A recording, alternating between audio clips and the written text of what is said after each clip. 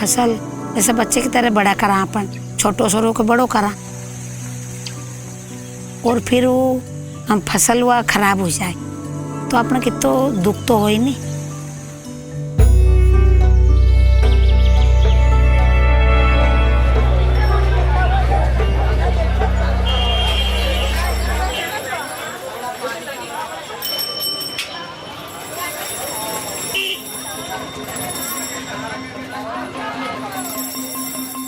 Food loss is loss in quantity or quality that happens because of decisions or actions that actors take across the food supply chain, primarily at the farm gate, during transportation, including going to the wholesaler level, and these are also known as post-harvest losses.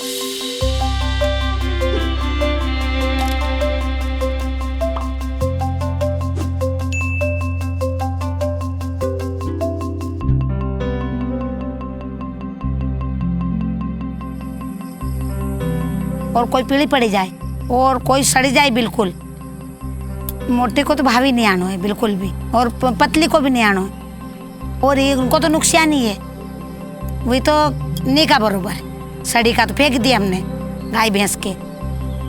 Last तक मंडी जाते थे 20% 25% खराब हो जाता है। अगर मान लो 5 रुपये 10 रुपये किलो प्याज बिक रहा है तो ये जो सड़ रहा है वो तो बिकने लायक ही नहीं है, नुकसान होएगा।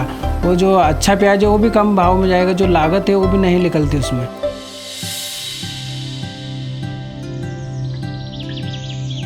कम से कम आधा अभी 50 कैरेट निकला था, अभी 25-40 जाली मार्केट में गई। बाकी वो 6 जाली ना वो खराब हो गए, रिजेक्ट निकला वो माल। आड़े ने होल पाड़ ले। ये खरड़ा है, टमाटर में ऐसा होल रहता है, थोड़ा खरड़ा रहता है। वो तिरंगा बोलते हैं, वो 3 कलर का, वो चलता नहीं मार्केट में, तो वो नुकसान है ना। तो ये तो गाय को खिलाते, वो कंपोस्ट खाद बनाते हैं। नहीं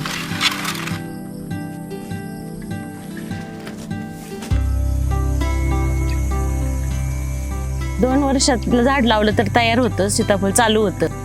सीताफळ पाऊस आल्यानंतर थोडं खराब होतं, कॅरेटमध्ये घासल्यानंतर पण खराब होतं, आणि पेटीत भरल्यावर जास्त पिकलेलं असलं तरी ते खराब होतं, आणि मग ते बाजूला टाकावं लागतं। एका दिवसात 8 ते 10 कॅरेट सीताफळ तोडतो, 1-2% खराब होतं,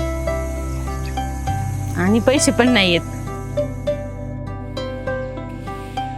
हम लोग अभी सोयाबीन और गेहूं का काम करते हैं। किसानों को आधा दाम मिलता है सोयाबीन का, वो तो आर्थिक स्थिति पे तो उसका असर पड़ेगा ही। तो अगर ख़राब होता है तो चूहे खाना, पानी से ख़राब होना।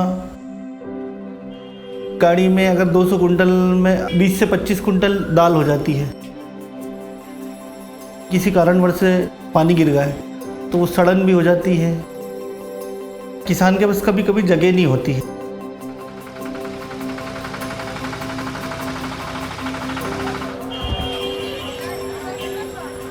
अभी वेट में से कम 2% वेट में जाता है, उसके बाद हैंडल में 2% जाता है।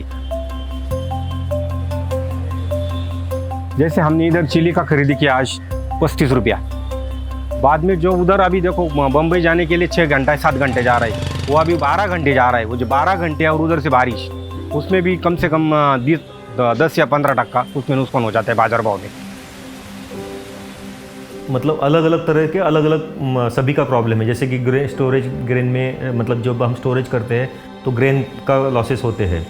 अगर हम सब्जी की बात करते हैं तो उसमें तुड़ाई के दौरान और ट्रांसपोर्टेशन के दौरान उसके लॉसेस होते हैं, और जो मंडी में भी लॉसेस होते हैं। फ्रूट्स क्रॉप की बात करते हैं, वो जल्दी राइपन होते हैं। मतलब हर एक के लिए अलग अलग सोल्यूशन हमको ट्राई करना पड़ेगा। When we grow a particular crop, whether it's tomatoes, wheat, bananas, etc., there's a lot of land that is being used, water, fertilizers, labor. Eventually, all of that gets lost across the supply chain because that food is not consumed. Reducing food loss is a complex challenge because the solutions are very geography specific, pertaining to particular crop commodities, and we need to look at the entire food supply chain. For instance, interventions that may be needed at farm gate would require, could be around innovation, infrastructure, behavioral change that may be needed, while at the supply chain side, there might be different kind of interventions needed. And that's why all solutions are very geography hotspot specific.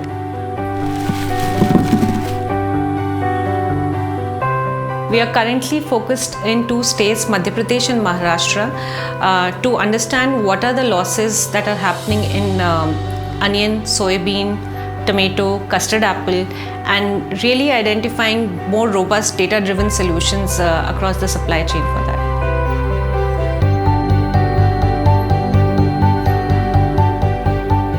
हम लोगों को पता ही नहीं रहता था कि वास्तविकता में इतने प्रतिशत हमारी चीज़ें खराब हो रही हैं।